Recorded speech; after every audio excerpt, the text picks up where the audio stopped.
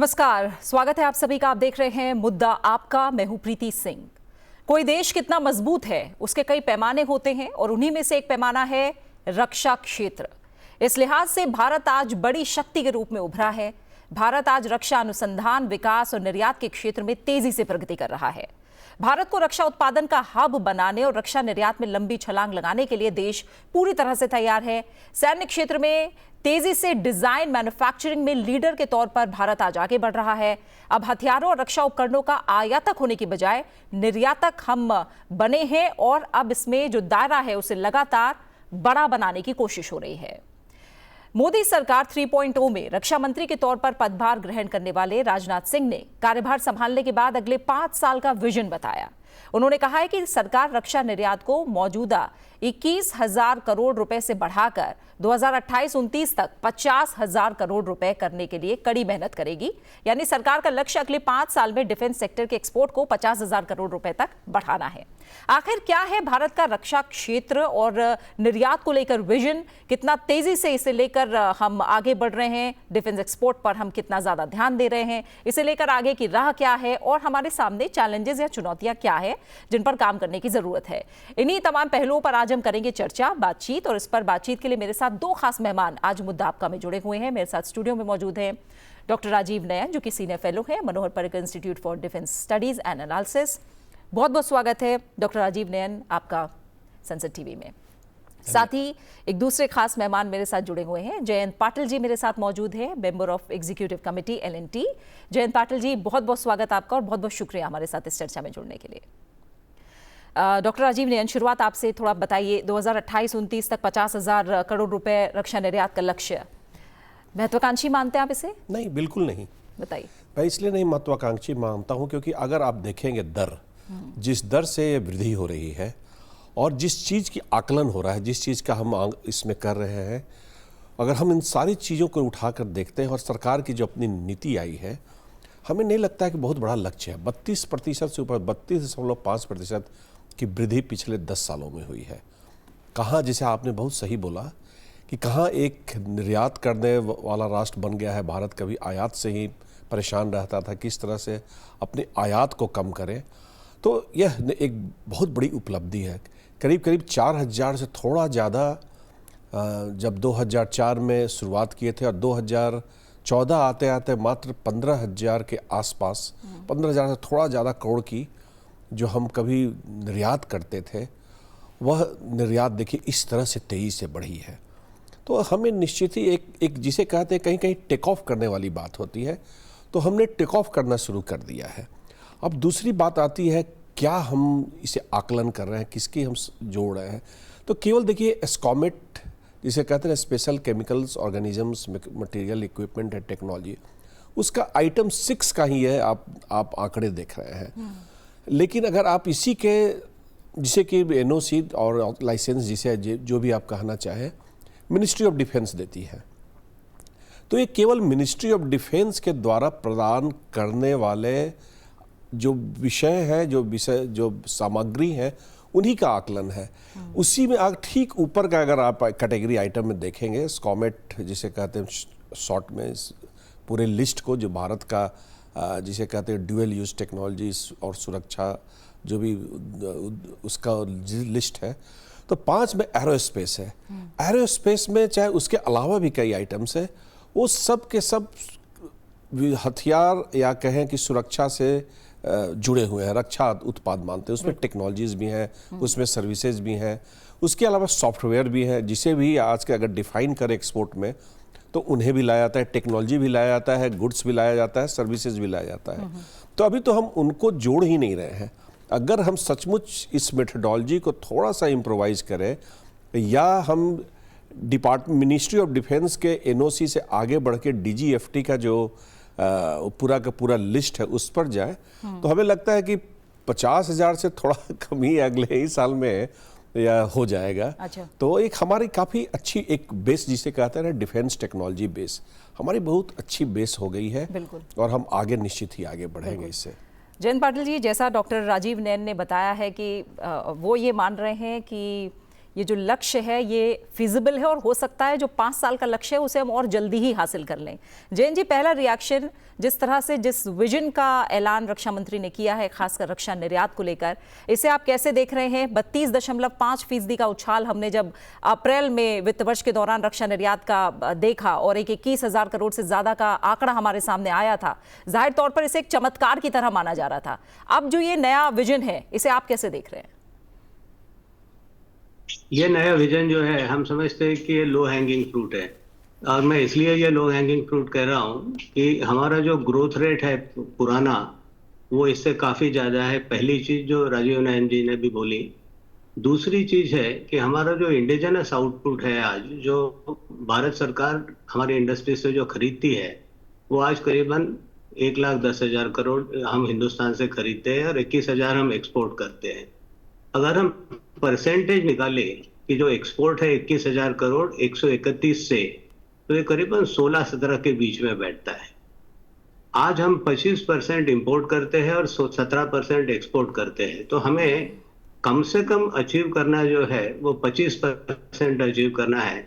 और वो हिसाब से अगर देखेंगे तो हमें कम से कम, अगर 2028-29 की बात करें तो 50 की जगह हमें और ऊपर जाना पड़ेगा, क्योंकि आज का जो ग्रोथ रेट है, हर साल पर साल जो हर साल दर साल जो ग्रोथ है हमारी डिफेंस मार्केट की, वो देखे तो एक अचीवेबल टारगेट जो है वो 2,20,000 2,25,000 करोड़ इंडिजिनस आउटपुट हो जाएगा और करीबन 75,000 करोड़ मैं समझता हूँ एक्सपोर्ट हो जाएगा।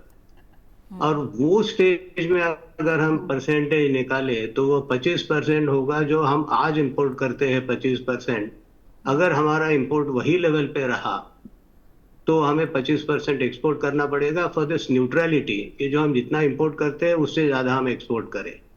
मैं 28-29 की अगर बात करूं तो हमारे आज के जो एओएन्स है, जो हमारी एक्सेप्टेंस ऑफ नेसेसिटी जो ग्रांटेड है, इसमें करीबन 82-83% इंडिजिनस है। तो 18% मैं समझता हूँ इन फ्यूचर हमारा 18% इंपोर्ट रहेगा। अगर 18% इंपोर्ट के हिसाब से देखें तो ये 50,000 का जो आंकड़ा है ये परफेक्ट है। लेकिन हम आज जो 25% इंपोर्ट करते हैं, ये अगर हमें आगे जाके और बढ़ाना है तो हमें 25 की तरफ जाना चाहिए, ना कि 18 की तरफ रुकना है। अगर हम ये हिसाब करते हैं तो रक्षा मंत्री जी ने एक और स्टेटमेंट कहा था करीबन 2 महीने पहले कि हमारा इंडिजिनस आउटपुट जो होगा, जो इंडिजिनस परचेसेस, उसमें अगर हम जोड़ते हैं कि एक्सपोर्ट, तो दोनों मिलके 3 लाख करोड़ हमें पहुंचना है 2029 तक। अगर हम 3 लाख की बात करते हैं तो फिर ठीक हो जाता है कि करीबन 75,000 करोड़ हमारा एक्सपोर्ट होना चाहिए। ठीक है जयंत जी। डॉक्टर राजीव नयन, बहुत अहम और ज़रूरी आंकड़े जयंत पाटिल जी ने जो अभी साझा किए हैं, बताए हैं।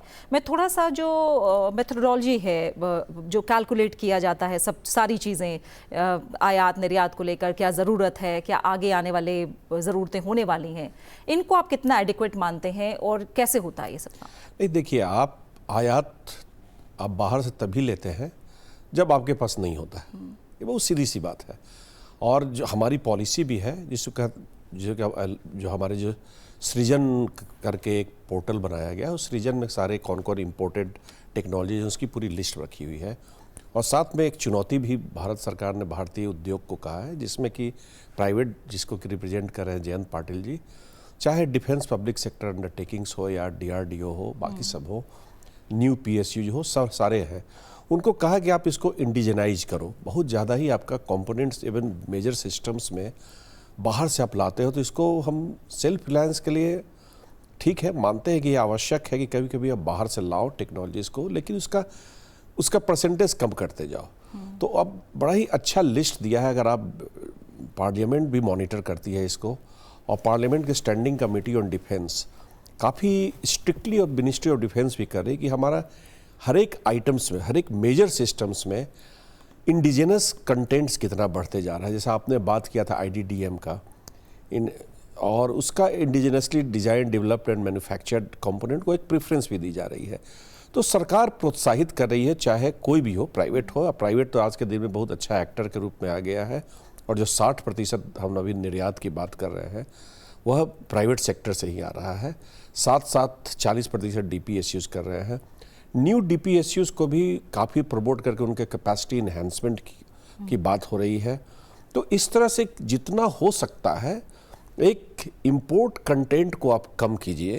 अब देखिए, अब जब आर्म्ड फोर्सेस को आवश्यकता होगी और कभी कभी प्रोडक्शन के लिए काफ़ी ज़रूरी होती है तो आपको बाहर से लाना पड़ता है, लेकिन साथ ही आपको प्रयास आपका होना चाहिए, इंडस्ट्री का, पूरे उद्योग का, कि उसको जल्दी से अपने यहाँ हम बना लें। सारे जगह R&D पर थोड़ा जोर ज़्यादा होना चाहिए। प्राइवेट सेक्टर में देखिए, अभी जो हमने आईडेक्स का स्टार्ट किया इनोवेशन के लिए, ज़्यादातर हम स्टार्टअप्स को की तरफ देखते हैं। हम MSMEs भी हमें कुछ प्रदान करते हैं। संभव जो बड़े उद्योग हैं उन्हें भी थोड़ा R&D पर ज़्यादा ध्यान देने की आवश्यकता है। और देखिए, R&D तो हमारी सरकारी कंपनियां जिसे कह दें, जो भी कहें, पब्लिक सेक्टर अंडरटेकिंग्स कहें, DRDO, वो लोग तो करती हैं, उन्हें और बढ़ाना है। और इनफैक्ट काफ़ी प्रोत्साहित भी किया जाए। DPSUs भी अपना R&D ला रही हैं। और कई बार जैसे मिसाइल्स में ही हो, चाहे LCA का बात करते हैं, कुछ क्रिटिकल, कुछ निश टेक्नोलॉजी जैसे इंजन हुआ, इंजन हमें बाहर से आयातित करना बड़े पड़ रहा हो, लेकिन उसके बहुत सारे जो कंपोनेंट्स हैं, पार्ट हैं, स्पेयर पार्ट्स हैं, अब हम इंडिजिनसली ही बना रहे हैं। और हमारे पुणे में प्रयास भी हुआ था कि वहाँ पर इंजन भी विकसित कर दिया जाए, लेकिन ठीक है, अभी उस स्तर पर नहीं माना गया जिसे कि हम LCA में उसको इस्तेमाल कर लें। उसी तरह से मिसाइल्स के भी कई टेक्नोलॉजीज़ आ जाते हैं, लेकिन साथ साथ सरकार की पूरी कोशिश है कि हम अपना मॉडर्नाइजेशन अपने प्रोडक्शन सिस्टम का करें, इकोसिस्टम एक अच्छा बनाए और सब मिलके, एकेडेमिया, इंडस्ट्री, R&D के बाकी सेंटर्स, सरकार, सब मिलकर काम करें और हम एक जिसे कहते हैं कि एक तकनीकी संपन्न राष्ट्र पर हो जाए।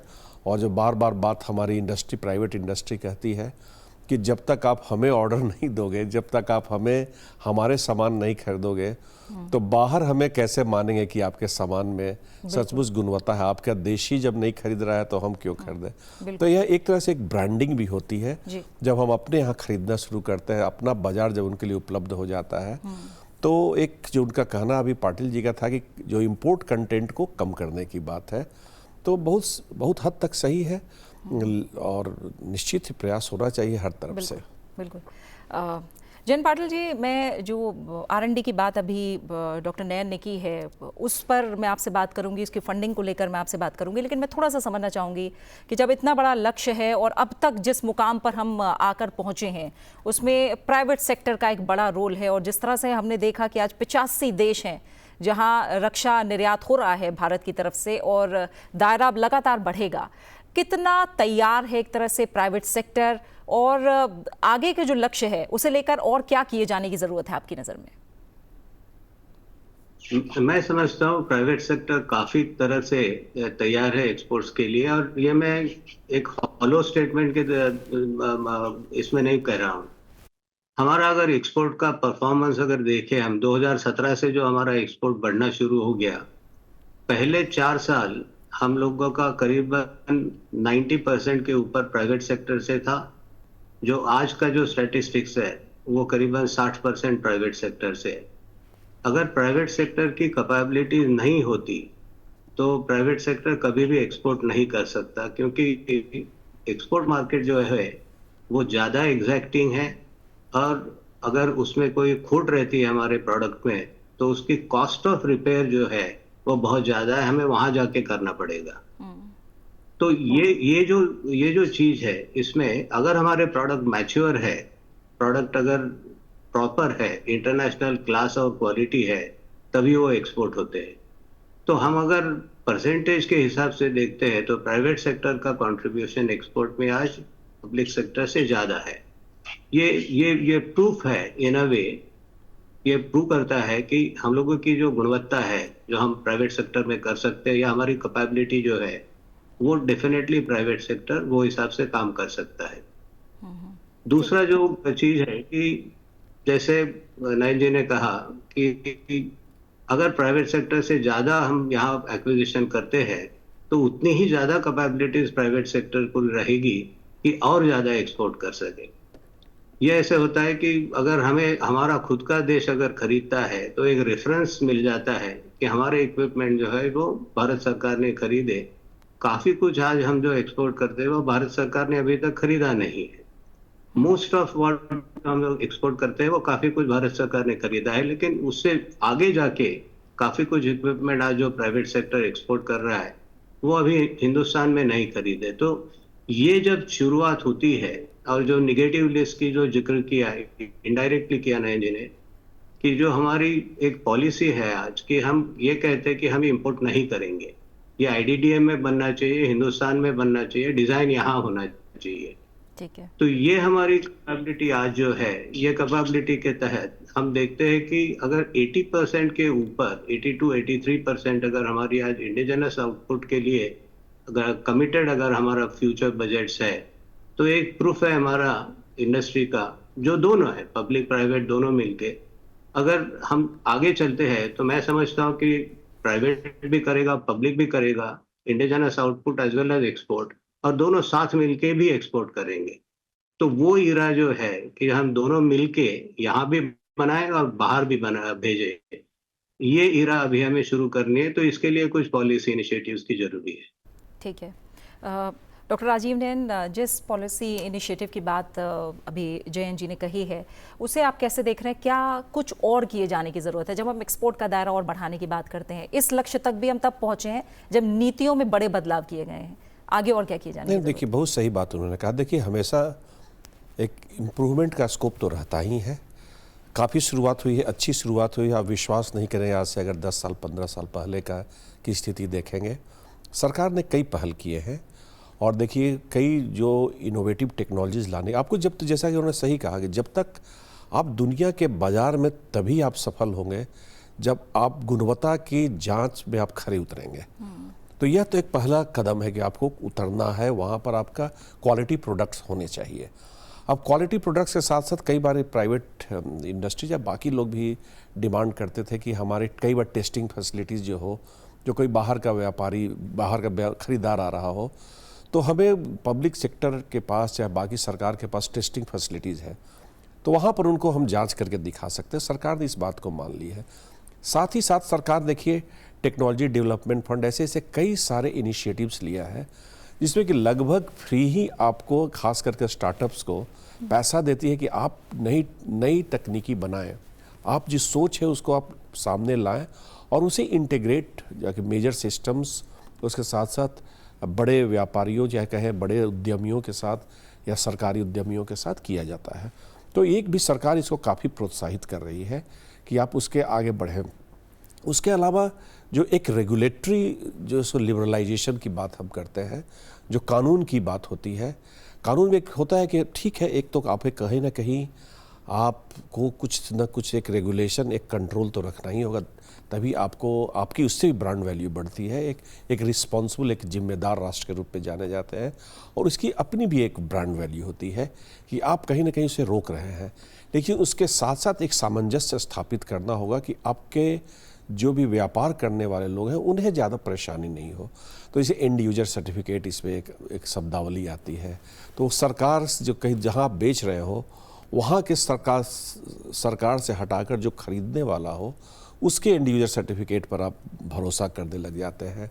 साथ ही जैसे अभी हम वाशनार अरेंजमेंट वाले कंट्री के साथ हमने सदस्यता ली है, तो उनके साथ कुछ एक अपना अलग एक समीकरण है, उनका अलग अरेंजमेंट किया जाता है।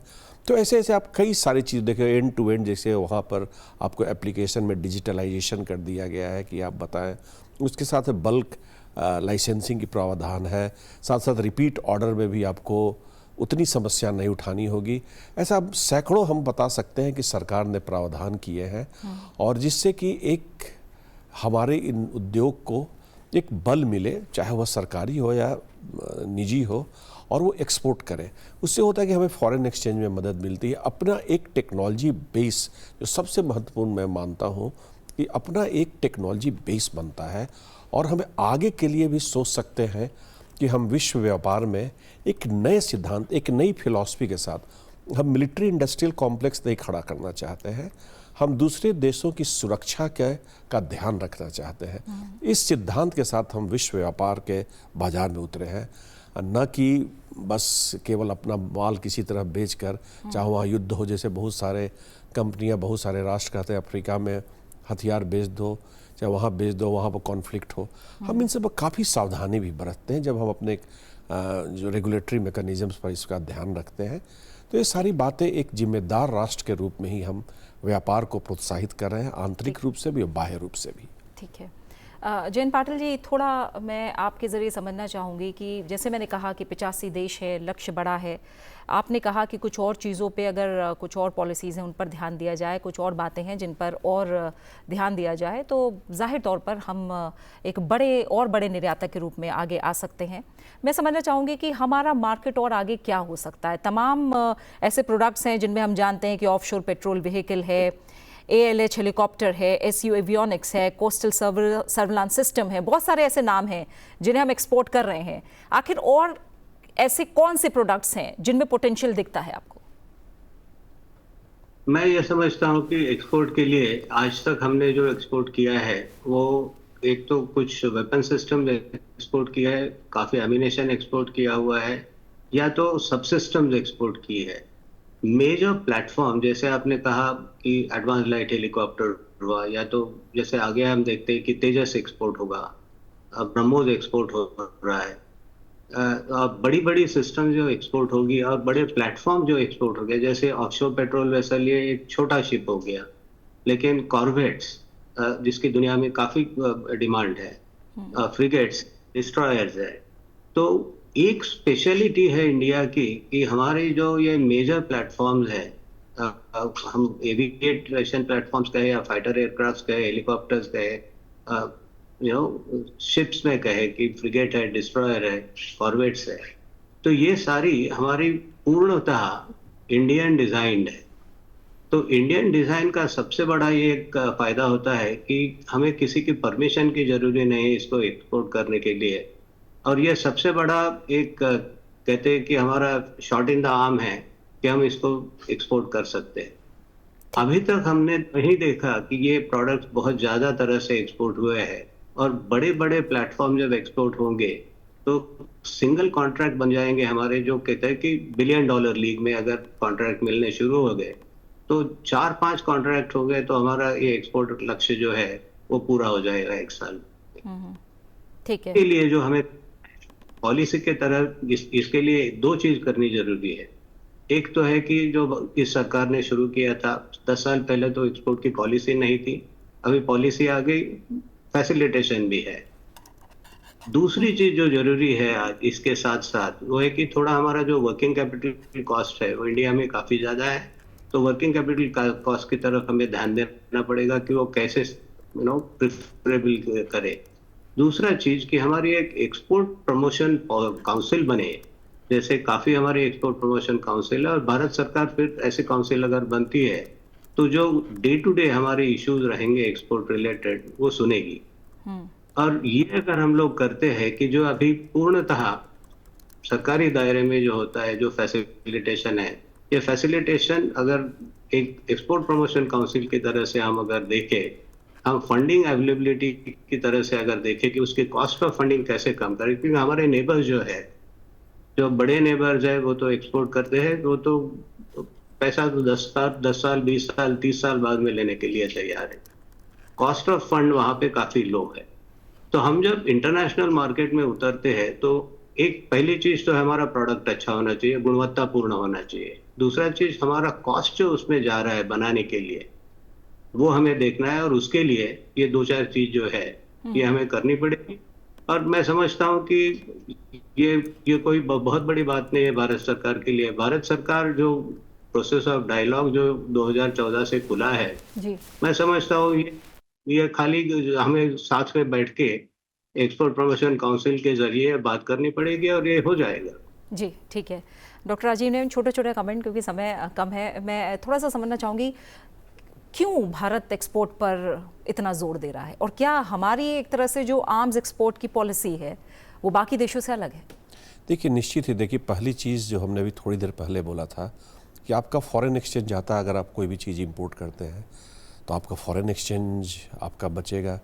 दूसरी जो बात होती है सिंगल वेंडर और सिंगल बायर का प्रॉब्लम जो है कि आप केवल सरकार ही हथियार खरीद रही है, तो इंडस्ट्री चाहे कोई भी हो उस पर उसका एक कॉस्ट ऐसे ही आगे बढ़ जाएगा, क्योंकि बाकी बाजार है नहीं, एक केवल खरीदार है। जब कई खरीदार होंगे तो उसके अनुपात से आपका उसका कॉस्ट भी नीचे आएगा और उसमें आप गुणवत्ता भी लाएंगे। जैसे अमेरिका का जो सबसे ज़्यादा उदाहरण दिया जाता है, उसने ग्लोबल मार्केट पर कैप्चर करके बहुत ही फास्ट टर्न अराउंड करता दिया, एक ब्रांड गया दूसरा ब्रांड ले आया, क्योंकि कई उसके खरीदार हो जाते हैं। केवल एक खरीदार होगा तो आप वहीं पर सीमित कर रह जाएंगे। तीसरी बात जो होती है कि आपका टेक्नोलॉजी बेस, जो हमने बात किया कि आपका टेक्नोलॉजी बेस आप इम्प्रूव कर रहे हैं, आप मॉडर्नाइजेशन अपने प्लांट्स का कर रहे हैं, अपने इंडस्ट्री का कर रहे हैं। जैसे भी हम लोग बार बार बात कर रहे हैं कि गुणवत्ता, आपका क्वालिटी प्रोडक्ट्स आना है, तो उसके लिए निश्चित ही आप मॉडर्नाइजेशन पर भी ध्यान देंगे। चौथी बात कि स्किल्ड मैन पावर, जो आपका मैन पावर है और ह्यूमन रिसोर्सेज, मैन हटा दीजिए, ह्यूमन रिसोर्सेज पे आ जाइए। ह्यूमन रिसोर्सेज है, आपके ट्रेंड ह्यूमन रिसोर्सेज को आप रिटेन कर सकते हैं। जब आमदनी आएगी तो निश्चित ही आप उन्हें तनख्वाह ज़्यादा देंगे, तनख्वाह ज़्यादा देंगे तो वो बाहर नहीं जाएंगे। नहीं तो देखें कि IIT से कहीं से अच्छे इंजीनियरिंग कॉलेज से पढ़ कर लोग विदेश में सॉफ्टवेयर में केवल लग जाते हैं। तो ऐसी सारी बातें हो जाती हैं। उसके अलावा आपका जो एक सिद्धांत, आपने डिफेंस डिप्लोमेसी पर काफ़ी ध्यान दिया। आपके तरफ लोग एक उन्नत राष्ट्र, आप तीसरी बड़ी आर्थिक शक्ति बन रहे हैं और आपके पास अपनी क्षमता भी नहीं है, और आपकी तरफ अगर लोग देख रहे हैं कि आप हमारी सुरक्षा प्रदान करेंगे और आप कहेंगे नहीं मैं तो खुद ही निसहाय हूँ, मैं तो वहाँ से ला रहा हूँ हथियार, B कंट्री से ला रहा हूँ, C कंट्री से ला रहा हूँ, तो ये एक तरह से आपके ऊपर भी एक कुठाराघात होगा। उसके अलावा देखिए, आप नहीं उन्हें भेजेंगे और आप एक नए सिद्धांत, जो मैं बार बार कर रहा हूँ कि हम मिलिट्री इंडस्ट्रियल कॉम्प्लेक्स प्रमोट करने के लिए नहीं, एक नई विचारधारा के साथ आप विश्व में उतर रहे हैं। तो इस तरह की कई सारी बातें हैं जिसके आप कह सकते हैं क्यों हम निर्यात पर हम। और इसी के साथ राजीव जी, समय यहीं पूरा हो गया है। आपका बहुत बहुत शुक्रिया। जयंत पाटिल जी, बहुत बहुत शुक्रिया, आप कार्यक्रम में हमारे साथ जुड़े, चर्चा का हिस्सा बने, आपका भी बहुत बहुत शुक्रिया। भारत तेजी से रक्षा निर्यात के क्षेत्र में जल्द ही एक बड़ी ताकत बनकर उभरने की ओर अग्रसर है। जाहिर तौर पर देश रक्षा क्षेत्र में न केवल आत्मनिर्भरता की ओर बढ़ रहा है, बल्कि दूसरे देशों को भी अब निर्यात कर रहा है और इसका दायरा लगातार बढ़ाने पर फोकस है।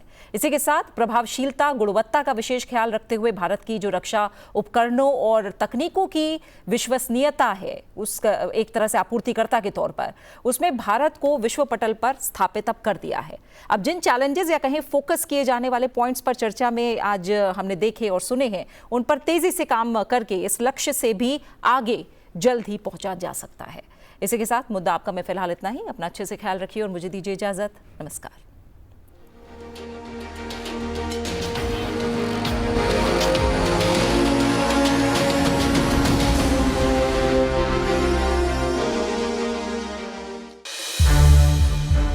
संसद टीवी के और भी प्रोग्राम्स देखने के लिए सब्सक्राइब करें हमारा YouTube चैनल और हाँ, इन्हें लाइक और शेयर करना ना भूलें।